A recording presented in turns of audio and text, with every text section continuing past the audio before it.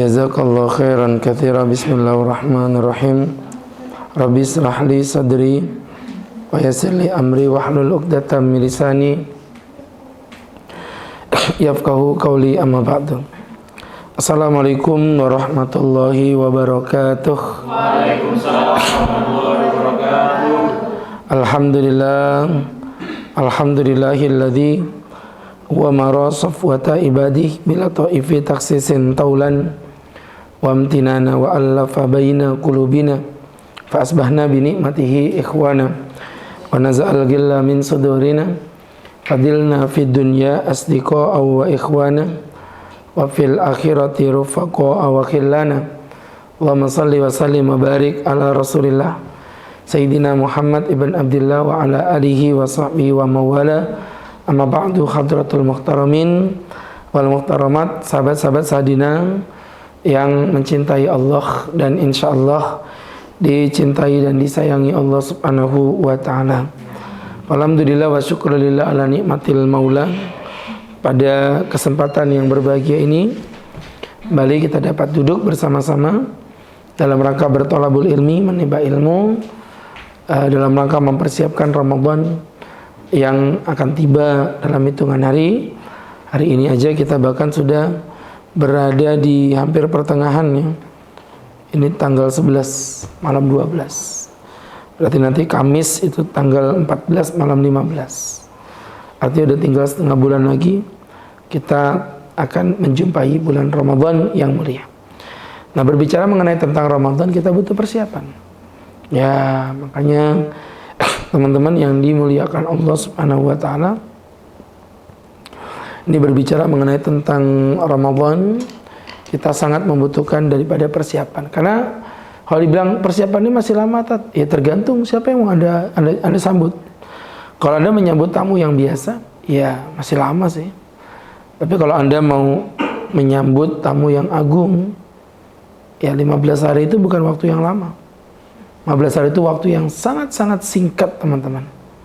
Ya, seperti apa dan bagaimana? Ya iya, sekarang gini aja Sadina dalam rangka menyambut hari jadinya yang kesekian-sekian akan mengundang ulama besar. Ya, tablik akbar mengundang Agim. Itu bisa dibayangin. Persiapannya mungkin sebulan sebelum acara. Karena yang datang sesosok Agim. Tapi coba kalau yang datang cuman Agus. Ya biasa-biasa aja. Bukannya dipersiapkan, malah pada baring-baring di belakang.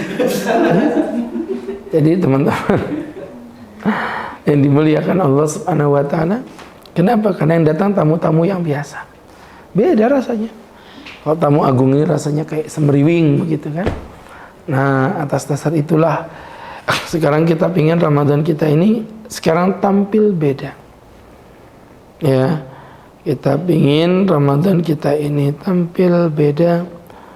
Ini tentunya menjadi sebuah pembelajaran untuk kita bersama. Kita pengen Ramadan ini tampil beda. Maksudnya tampil beda itu gimana Pak Ustadz? Jadi gini ya teman-teman yang dimuliakan Allah subhanahu wa ta'ala. Berapa kali kalian sudah puasa Ramadan?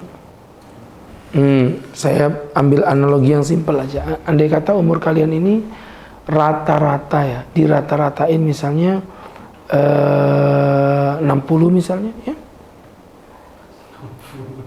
Kenapa ketuaan kah? Ya udah, saya kurangin ya 59. Jadi teman-teman, kalau umurnya Ustaz rata-ratain misal aja ya di angka misalnya 35. Ini contoh rata-rata aja.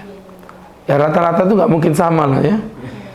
Anggaplah di angka 35. Terus haidnya, balighnya, mimpi basahnya itu jatuh di umur 15 contohnya. Berarti otomatis 35 dikurang 15. Berapa? 20. Kalian bisa bayangin? 20. Teman-teman yang berbagi, 20 tahun kalian berpuasa. Efek dampak apa yang sudah kalian dapatkan? Makanya kan saya sering bilang, dalam dunia parenting, saya sampaikan, kalau ada anak nggak naik kelas sekali, jangan dibilang bodoh. Mungkin salah pendidikan. Ada anak nggak naik kelas 2 kali, jangan dibilang bodoh. Mungkin salah lingkungan.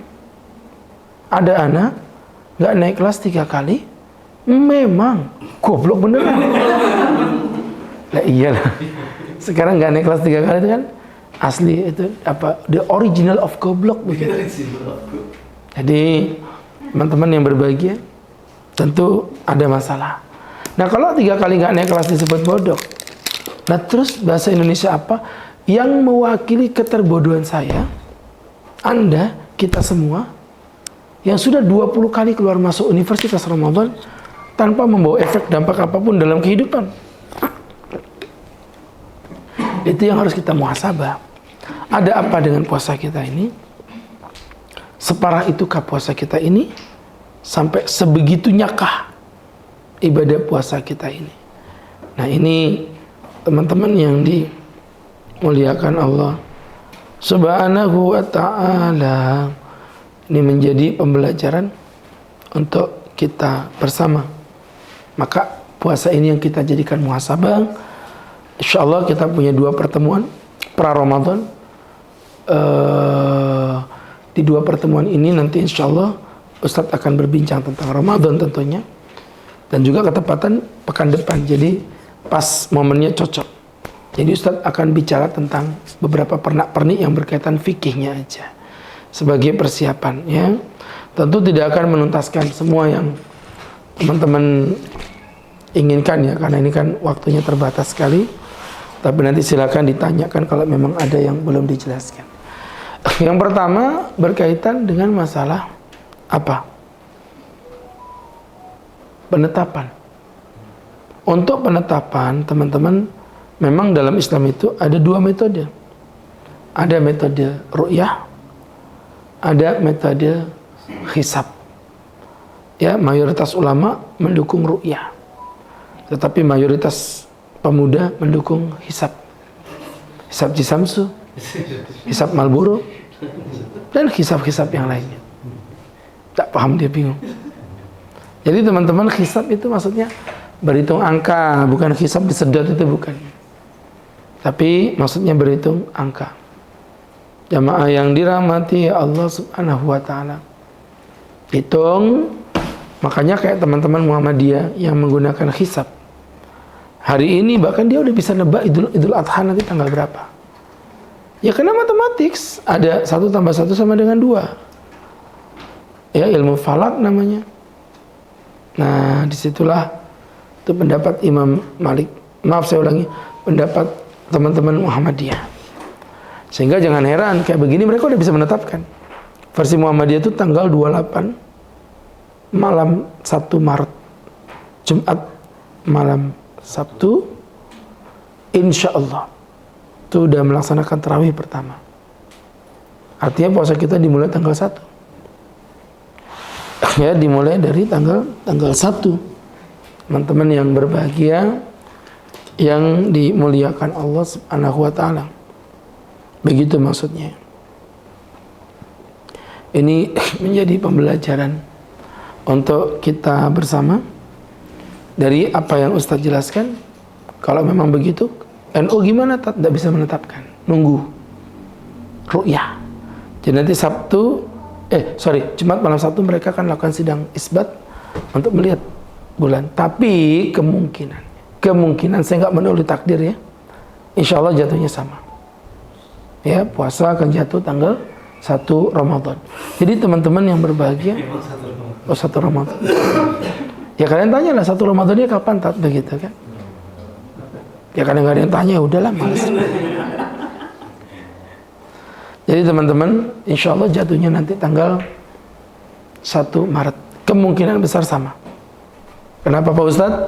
Melihat ketinggian bulan yang sudah mencapai angka 7 derajat. Itu kalau menurut sudut pandang ahli falak sangat nampak sekali. Tapi kalaupun nanti qadarullah nggak nampak, ya kita ikut pemerintah. Kita prinsipnya ikut pemerintah, nggak ikut NU, nggak ikut Muhammadiyah. Dalam bab ini ya, saya ikut pemerintah. Dah, saya pikir cukup itu. Kemudian teman-teman yang berbahagia, poin yang kedua kita bicarakan adalah tentang niat. Nah untuk niat teman-teman ya, Itu wajib. Innamal a'malu binniyat, sesungguhnya amalan bergantung pada niat. Wa innamal likulli imri'in ma nawa, segala sesuatu akan bergantung pada apa yang dia niatkan. Makanya puasa wajib niat. Dalam berkaitan niat ada 4 syarat. Yang pertama namanya jazm. Yang pertama namanya apa? Jazm. Apa jazm itu Pak Ustaz? Itu sayur kesukaan Ustaz. Oh, asam. Jadi teman-teman, itu namanya jazm. Jazm itu apa, Tad? Pasti. Tidak boleh niat itu digantung. Jika besok hujan, aku puasa. Nggak sah. Walaupun hujan betulan.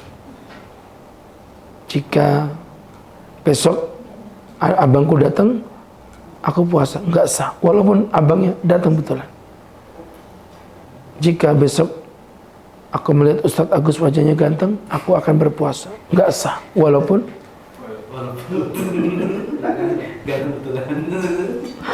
jadi nanti saya transfer ya nomor rekeningnya Ustaz.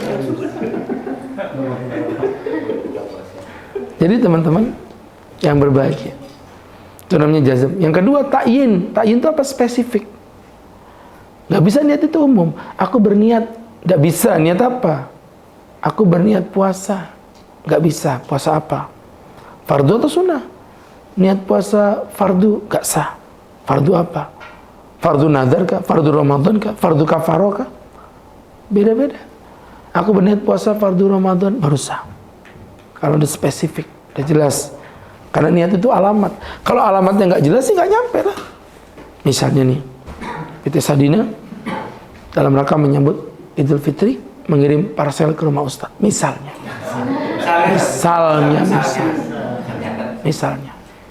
Ngasih taunya jauh-jauh hari, siapa tahu kan butuh persiapan.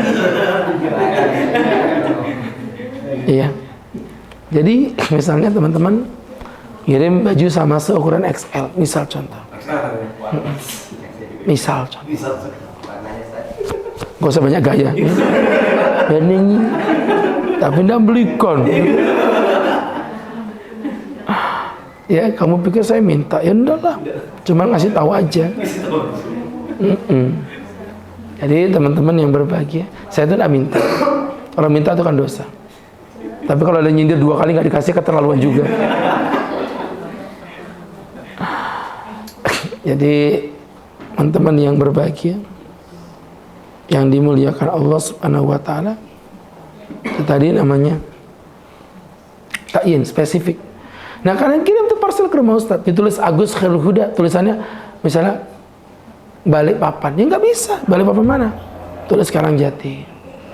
Karangjati nggak sah. Karangjati mana? Tulis Karangjati RT 14. Nggak bisa. Nomor berapa? Nomor 10. Catat. Nggak paham aja kalian ini. Catat. Ya, ini contoh. Allah. Orang rekaman nanti sekali di urusannya langsung di delete aja kali. Tahu lah, orang di YouTube saya lihat tidak ada pernah muncul video. Jadi terus buat apa kau rekam? Kalau ini semuanya kamu flash sebelah. Iya, seperti itu ya. Namanya ta'yin. Yang ketiga tabiid. Tabiid itu apa? Menspesifikkan niat. Menspesifikkan niat, itu namanya tabiid. Kok menspesifikkan? Kan ta'yin tadi ya. Tabiid itu meletakkan niat di malam hari. Sorry, keliru tadi. Meletakkan niat di malam hari. Jadi niat nggak bisa pagi-pagi. Kecuali kalau puasa sunnah, beda. Kalau puasa sunnah, niatnya pagi boleh. Gak apa-apa. Pagi-pagi beli nasi kuning.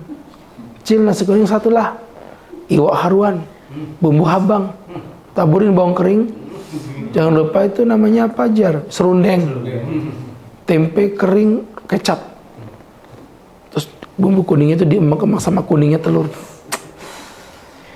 terus kena taburan bawang itu kayak melunak gitu. Ya Allah,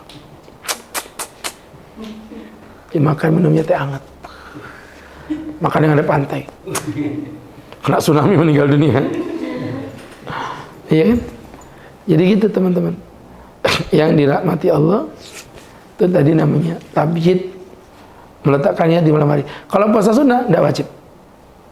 Ya, bangun beli nasi kuning, kata si acilnya, Ustadz kada puasa kah Ustadz ay? Emak ay, puasa apa cilai? Ini kan Arafah. Kalau saya cek tanggal, astagfirullah lupa kecil. Dalam kondisi begini, Ustadz boleh berniat puasa dan lanjut puasa. Ya, saya ulangi lagi. Ini teman-teman lanjut puasa selama belum makan.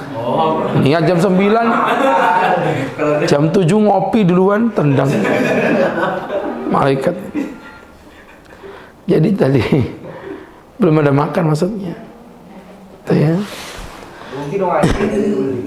Kenapa? Rugi hasilnya nggak jadi beli. Nggak jadi beli, tapi kan kita kasih uang. Emang situ nggak tanggung jawab. Kirim parcel aja ngomong aja. Oke, baiklah. Kemudian berikutnya yang keempat, nah ini yang paling heboh nih. Tajdid. Apa tajdid itu Pak Ustadz? Merefresh niat. Jadi niat itu di-refresh. Ya. Niat itu di-refresh. Tiap malam. Nggak bisa niat di awal Ramadan untuk 1 bulan, nggak bisa. Tapi ada pendapat ulama yang bilang begitu. Memang ada pendapat Imam Malik. Saya tidak mengingkari itu. Tapi dengan segala hormat, teman-teman yang berbahagia, yang dimuliakan Allah, pendapat ini menurut Ustadz kurang kuat. Bertabrakan dengan pendapat mayoritas ulama. Di mana mayoritas ulama mengatakan wajib tiap hari, tiap malam, niat. Dari pendapat yang lebih kuat, ya tiap malam berniat, itu kewajibannya begitu, ya. Sehingga teman-teman yang berbahagia, yang dimuliakan Allah Subhanahu Wa Taala, itu tiap malam. Kenapa Ustadz bilang lemah? Jadi Imam Malik itu bilang gini, kenapa niat itu cukup sekali untuk 1 bulan? Beliau menganalogikakan dengan sholat duhur. Duhur berapa rakaat? 4. Duhurnya 4 rakaat. Tapi niatnya berapa kali? Sekali. Jadi duhurnya 4 tapi niatnya sekali.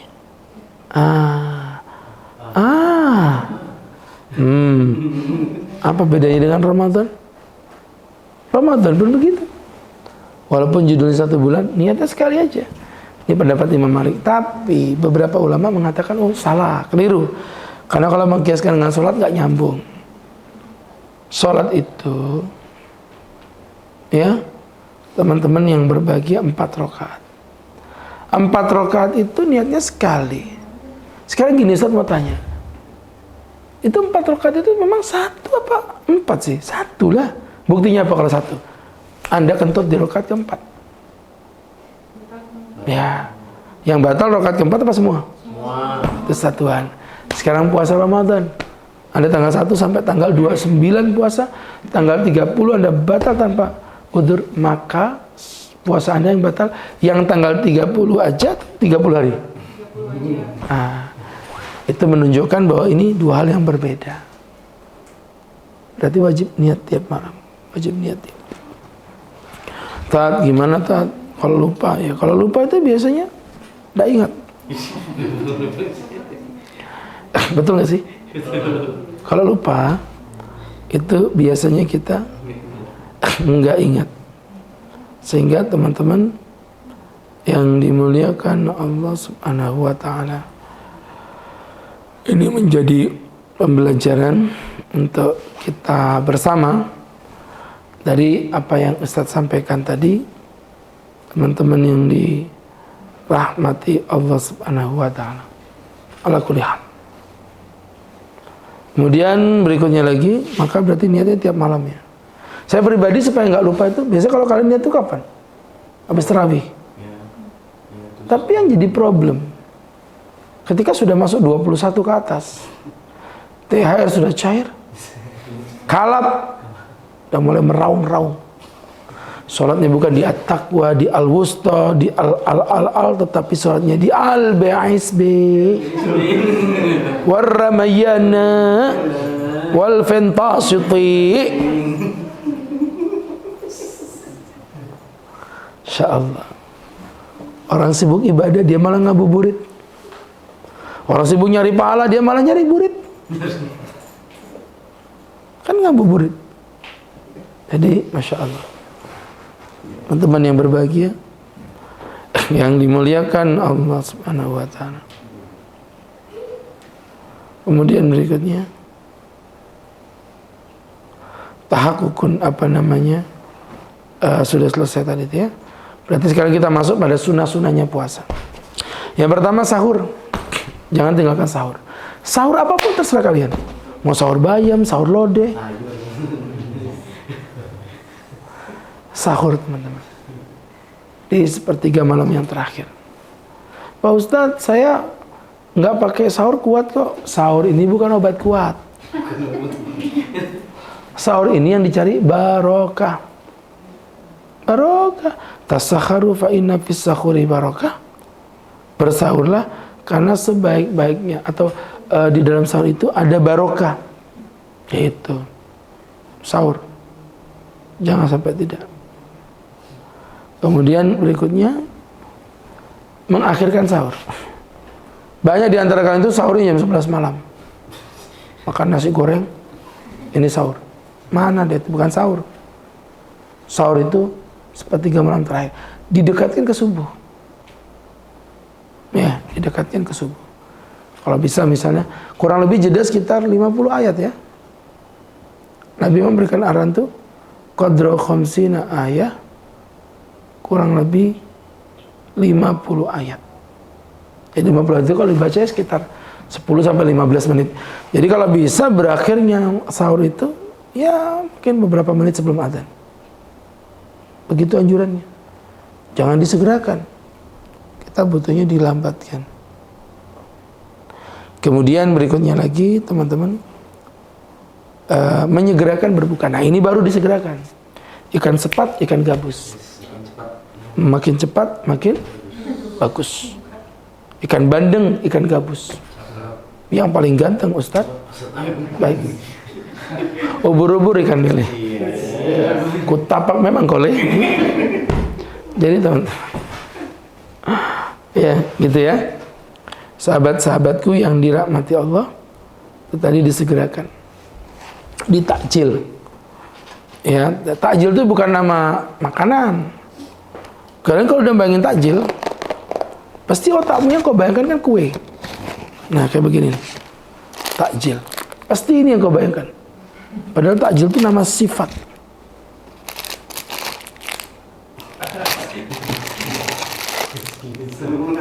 Pengen, bilang bos. Takjil itu bukan nama makanannya. Takjil itu nama sifatnya. Menyegerakan kedatangan. Tidak telat ketika datang. Jadi teman-teman, ini namanya tidak takjil. Ya. Jadi itu tadi teman-teman, takjil itu disunahkan disegerakan. Tapi lebih bagus datang telat tapi fokus daripada datang awal main HP di atas paha. Ya. Aku tuh takut HP itu masuk ke rokmu, hamil memang kau ya. Aku dihamili HP begitu. Jadi teman-teman yang dirahmati Allah Subhanahu wa Ta'ala, itu maksudnya. Maka teman-teman, halo, itu tadi disegerakan takjilnya. Kemudian berikutnya berbuka dengan kurma. Ya, kalau enggak, sebenarnya bukan kurma ya, awalnya itu rutop sebenarnya. Cuman sekarang ini kan nyari rutop itu susah. Kurma basah. Dia kalau digigit itu, kalau rutop, kalau kurma itu kayak dodol. Kalau ini enggak, dia kayak sawu, agak keras, renyah. Itu namanya kurma basah. Namanya bahasa Arabnya rutop. Ya, itu nanti dimakan rutopnya. Kalau nggak ada rutop ya tadi minimal kurma. Nggak ada kurma apapun yang penting manis. Saya termasuk orang yang tidak suka manis, tapi kalau buka puasa karena sunahnya Rasul, ya saya terpaksa manis, ngikutin sunnah Nabi. Begitu.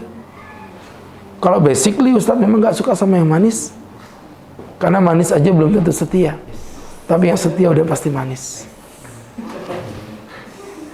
Bagi saya lebih baik minum kopi, walaupun pahit tapi dia candu, mengajarkan pahitnya menunggu dan manisnya merindu. Jadi teman-teman yang dimuliakan Allah Subhanahu wa ta'ala, tuh maksudnya. Jadi kurma ya. Kenapa kurma? Ada yang tahu? Ketika kita kelaparan, lambung kita tuh meremas dirinya sendiri, sehingga karena dia meremas diri sendiri, keluarlah zat asam lambung. Saya pikir asam lambung itu namanya doang, ternyata tidak. Asam lambung itu ya asam, memang asam rasanya. Kata dokter begitu, asam asli. Nah, asam kalau kena luka, kalian bisa ngebayang tanganmu luka dikit aja, diperas jeruk nipis gimana rasanya? Ada. Kan? Begitulah. Di lambung luka dikit aja, jadi rasanya perihnya luar biasa. Muncullah penyakit mah. Nah, sekarang asam itu kalau pengen dinetralisir menggunakan apa? Tidak pernah masak kalian ini. Orang kalau masak sambal tomat misalnya kekecutan, dikasih gula. Jadi gula itu menetralisir rasa asam. Begitu. Makanya kenapa kita disuruh makan kurma, supaya kurma itu menetralisir asam lambungmu. Kenapa yang dibeli kurma? Karena kurma itu seratnya paling lunak. Buat lambung yang lagi perih itu bagus. Suruh makan kurma, makan rutop. Ini buka puasa malah pakai tahu isi. Wa oti wal esqalaqa. Tahu esqalaqa. Kolak. Ya. Seperti itu teman-teman yang berbahagia. Kemudian berikutnya tentu berdoa ketika berbuka. Berdoa ketika berbuka. Ya doa. Bisa Allahumma lakasumtu wa bika amantu wa ala rizqika aftartu bi rahmatika ya arhamar rahimin. Tapi bisa juga menggunakan dhahabat dhama wabtalatil uruq wa sabatal ajru insyaallah. Ya, itu yang dibaca. Jadi teman-teman yang berbahagia, itu nanti kita lanjutkan lagi di poin berikutnya untuk persiapan Ramadan di pekan depannya. Jadi jangan sampai Anda tidak hadir karena ini bersambung. Kenapa tidak 2 pekan depan Pak Ustadz? Itu nanti 2 pekan ke depan Ustadz Safar insyaallah berangkat ke Bandung, diundang sama Saskia Gotik. Ya. Ketika dengar Saskia Gotik, Sadina lewat.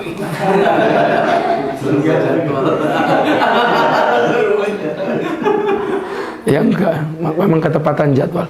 Dia buka rumah takfis di Bandung. Jadi untuk pembukaan, alhamdulillah, dia ingin diadakan tablik, ya, seperti itu. Silakan teman-teman, kalau ada yang mau bertanya kami persilakan. Silakan.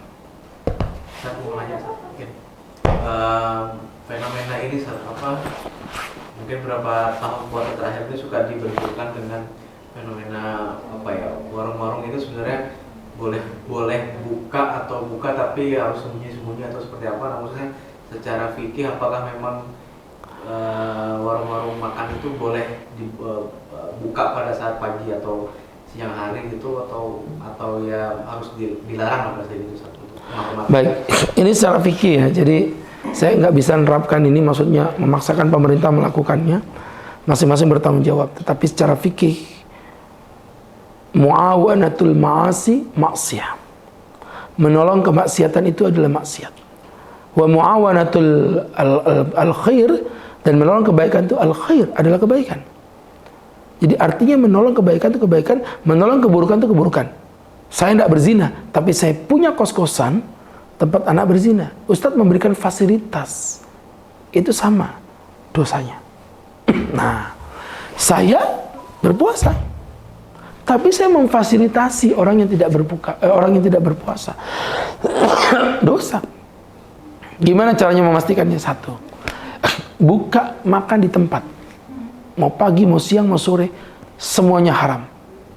Dua, makan take away bisa dibawa pulang, tapi dalam kondisi mohon maaf yang tidak memungkinkan orang untuk berpuasa. Dia take away-nya pagi misal jam 8. Mana mungkin untuk buka puasa jam 8 pagi udah beli? Basi lah. Ya kan? Jadi kalau misalnya yang pantas, yang wajar apa? Siang, jam 2 ke bawah. Baru di situ kita jualan. Itu pun bukan di tempat. Kalau di tempat hukumnya haram. Ya kita jualan aja. Masalah dia mau makan apa tidak, terserah dia. Nggak bisa gitu. Kayak tadi Ustaz ngekosin kos-kosan. Laki perempuan bisa campur, bebas. Masalah zina sendiri urusan bukan urusanku. Bungul itu. Iya, Hamzah Hamidah. Ku punya kos-kosan, bebas laki perempuan. Ada yang berzina tapi aku tidak tahu. Hamzah Hamidah. Tidak bisa lah, enak aja. Jadi berjualan makanan di tempat haram. Jual dibawa pulang di waktu yang memungkinkan orang puasa tidak puasa nggak apa-apa. Tapi kalau di waktu yang memang orang pasti tidak berpuasa, ya nggak boleh. Haram juga. Baik. Ada yang lain?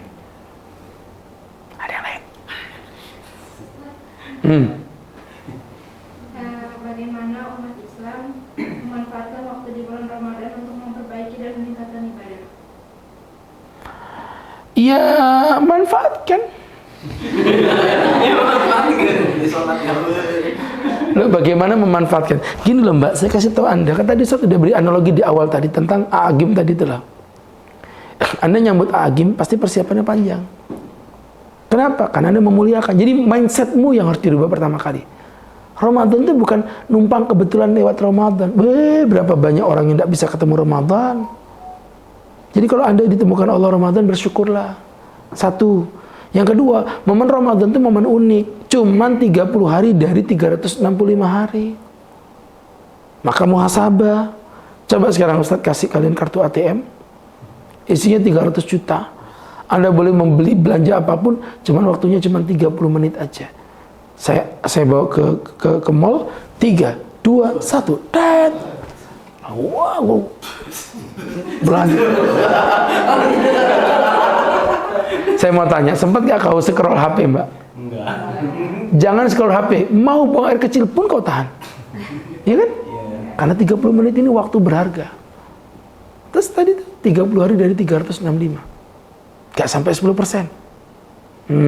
Jadi kalau Mbaknya udah merubah mindset begitu. Ya itu. Nah salah satunya yang kita lakukan ini. 2 pekan ini kita isi dengan persiapan Ramadan. Itu tadi salah satunya. Nah, nanti di Ramadan kita gaspol lagi nanti. Ya, nanti kita cari tema yang berkesinambungan. Mengenal Abdurrahman bin Auf. Misal contoh begitu. Dalam 4 pertemuan. Nanti di pertemuan terakhir itu biasanya ada sesi-sesi Pak Ustadz. Ini adalah tanda sayang kami buat Pak Ustadz. Kami berikan 1%. Biasanya begitu biasanya.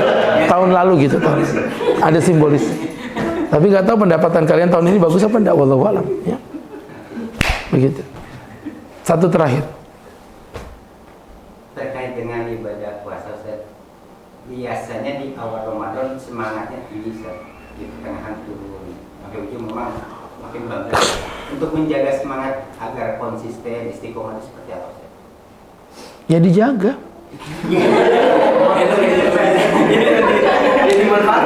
Pertanyaan macam apa ini? Mas gini ya. Yang pertama, untuk istiqomah di jalan Allah Subhanahu wa taala, basically Anda harus punya ilmunya dulu. Puasa itu apa tujuannya, apa hikmahnya, pelajari dulu itu. Karena kalau Anda ada ilmunya, nothing, mustahil bin gak masuk akal kalau puasanya bisa istiqomah. Satu ya, jadi basically harus punya ilmu. Yang kedua, bergumul dengan teman-teman yang saleh. Ramadan ngumpulnya dengan siapa? Anak Irma. Ikatan remaja mama-mama. Ya? Remaja masjid. Jadi di situ kalau kita punya teman, punya circle, akan memudahkan kita. Kayak ikut pesantren Ramadan, ikut ini, pokoknya kegiatan-kegiatan Islami. Itu yang kedua. Dan yang ketiga, beramal soleh tidak boleh terlalu berlebihan. Kayak kenapa kok ngegas di awal? Ngajinya sehari bisa 5 juz. Juz mangga, juz apel, juz strawberry. Akhirnya gaspol di awal, jatuh di belakang. Nah itu yang nggak boleh. Jangan terlalu ngegas di awal. Dan yang keempat, yang terakhir, yang paling penting,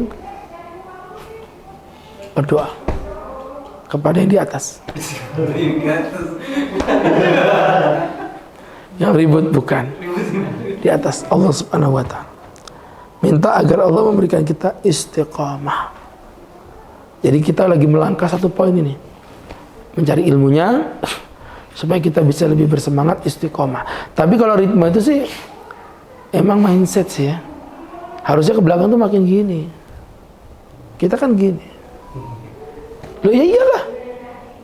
Di belakang ada Lailatul Qadar kok. Lebih ngegas. Saya kalau 10 hari terakhir itu, mohon maaf ya, bahasa kasar ini jarum ditusuk gini gak keluar darah. Saking kurang tidurnya.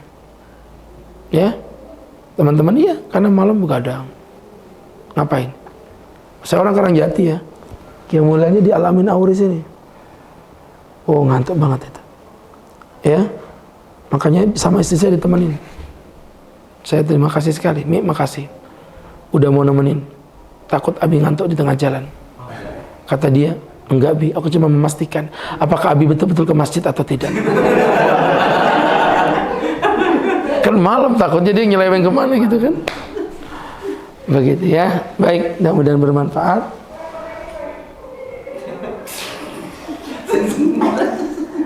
Dan bisa diambil manfaat untuk kita bersama. Kita cukupi dengan membaca doa. Amin amin alhamdulillah rabbil alamin. Amdan yuwafi ni'amahu wa yukafi mazidahu ya rabbana lakal hamdu kama yanbaghi li jalali wajhika wa 'azimi sultanik.